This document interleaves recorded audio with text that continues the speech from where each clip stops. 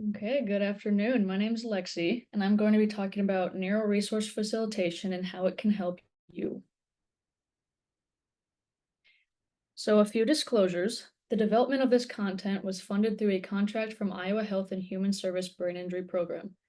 The content of this presentation is not intended to be a substitute for professional medical advice, diagnosis, or treatment. Always seek the advice of your physician or other qualified health provider with any questions you may have regarding a medical condition. Never disregard professional medical advice or delay in seeking it because of something you have heard in this presentation. A few objectives. You will gain the knowledge of brain injury statistics in Iowa and the US, the types of brain injury with examples of causes, the most common symptoms after brain injury, and the Brain Injury Alliance of Iowa's Neuro Resource Facilitation Service. An acquired brain injury is an injury to the brain that is not hereditary, congenital, degenerative, or induced by birth trauma. Essentially, this type of brain injury is one that has occurred after birth. There are two types of acquired brain injury. One is traumatic brain injury and the other is non-traumatic. A traumatic brain injury is defined as an alteration in brain function caused by an external force. Traumatic impact injuries can be defined as closed, non-penetrating, or open, penetrating. Examples of this include falls, motor vehicle accidents, assaults, or sports injuries. A non-traumatic brain injury causes damage to the brain by internal factors. Examples are stroke, lack of oxygen, tumor, and aneurysms. Numbers matter. According to the CDC, there are roughly 215,000 traumatic brain injury-related hospitalizations in 2020 and 69,500 traumatic brain injury-related deaths in 2021. This represents more than 596 traumatic brain injury-related hospitalizations and 190 traumatic brain injury-related deaths each day. Currently, more than 3.1 million children and adults in the United States live with a lifelong disability as a result of traumatic brain injury, and 6.4 million have a disability due to stroke. This translates to more than 95,000 Iowans living with disability from acquired brain injury. That is about the size of Story County. Traumatic brain injuries due to falls have the highest rates for ages 0 to 4 and 75 plus.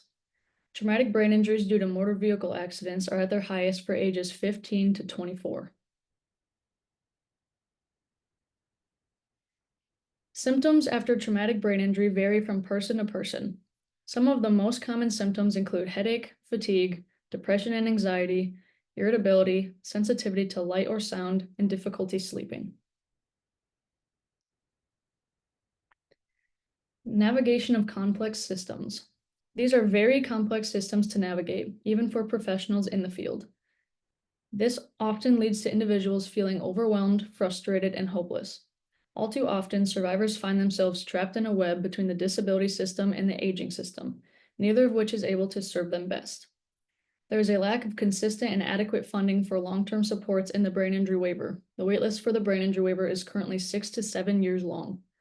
Our job is to meet people in those gaps, to connect them to the services and supports they want, need, and deserve.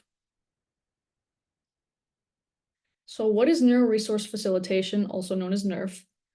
NERF is a fee-free, phone-based service designed to help Iowans, being survivors, caregivers, family members, friends, and professionals, connect to the funding, supports, services, and information that they want and need after their lives have been impacted by brain injury.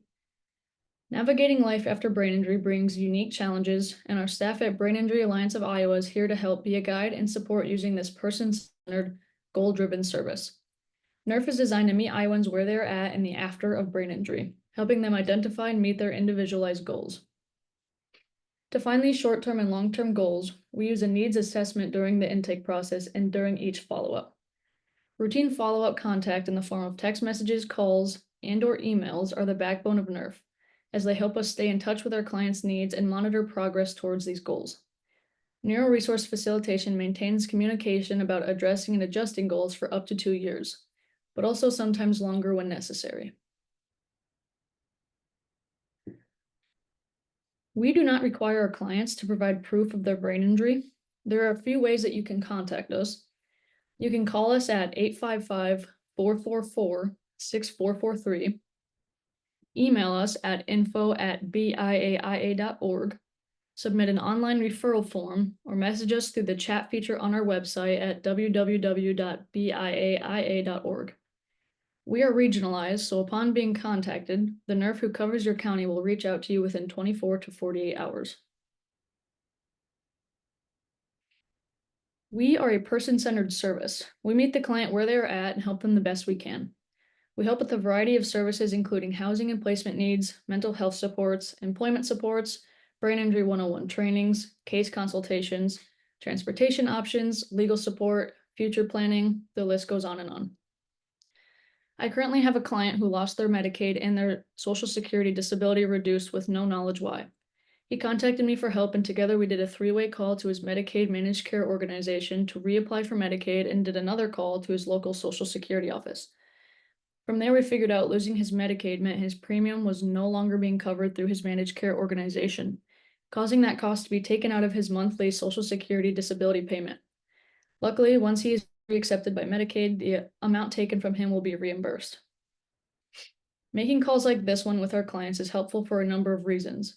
It helps ease anxiety, it decreases the likelihood of confusion, and it helps the person with brain injury know they have an advocate on their side. I have another client who just needed someone to be on the phone with her while she spoke to her insurance company to get a case manager.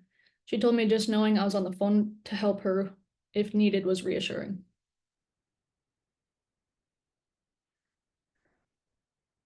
Some examples of things we offer when working with professionals are working with a hospital social worker to identify post-discharge living situations, collaborating with a mental health therapist, checking in with probation officers, working with school staff to identify classroom-based strategies for implementation, offering in-services such as brain injury 101 or other topics, and working alongside managed care organizations. For caregivers, family, and friends, we offer supports for them that sometimes get overlooked.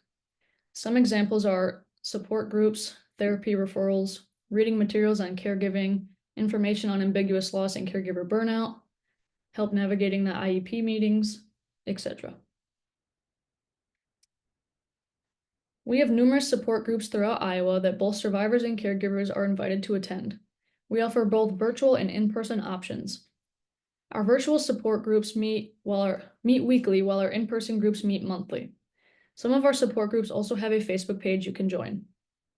Our support groups are an amazing resource. Many people enjoy them due to the opportunity to be around other people who get what they're going through, and it's also an amazing resource for social interaction. The different options we offer are on our website, which I will add into the chat at the very end. Thank you for attending this webinar. It will be uploaded to our YouTube page within 24 to 48 hours. Our YouTube is filled with webinars from local and national speakers presenting on a wide variety of brain injury specific topics.